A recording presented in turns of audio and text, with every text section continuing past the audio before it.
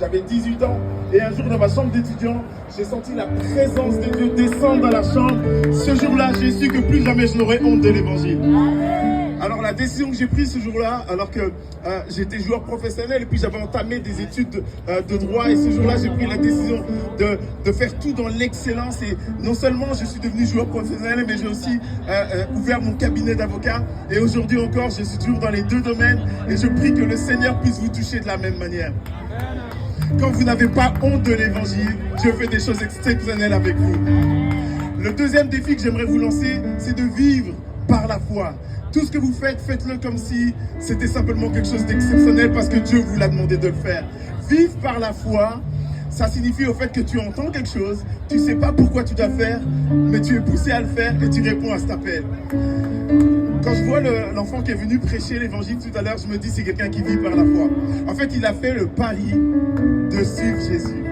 Vous voyez, de son jeune âge, il entend quelque chose, il est poussé et puis il obéit simplement à cette voix qui le pousse. Et peut-être aujourd'hui, il y a quelque chose qui est en train de te pousser à venir ici, dans ce lieu.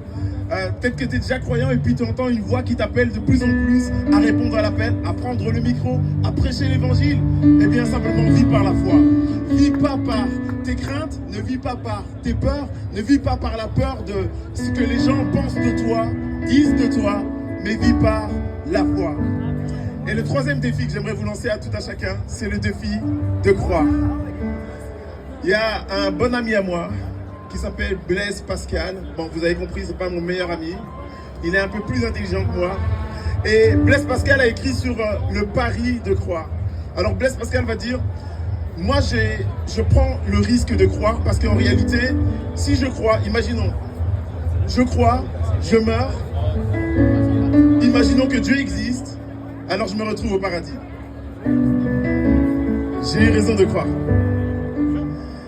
Et puis il dit, mais si maintenant je crois, je meurs, Dieu n'existe pas, je pense que je vais me retrouver au paradis, je me retrouve nulle part, j'ai raison de croire.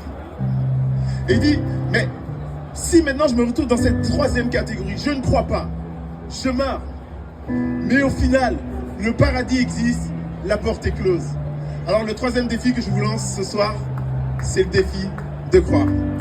Et si vous voulez croire avec moi, juste inclinez votre tête, levez les mains, et on veut tous s'unir comme une famille en Christ. Et dire, Seigneur, nous avons raison de croire. Les stades crient le nom de leurs idoles. Les stades crient le nom de leurs meilleures équipes. Des Canadiens. Les stades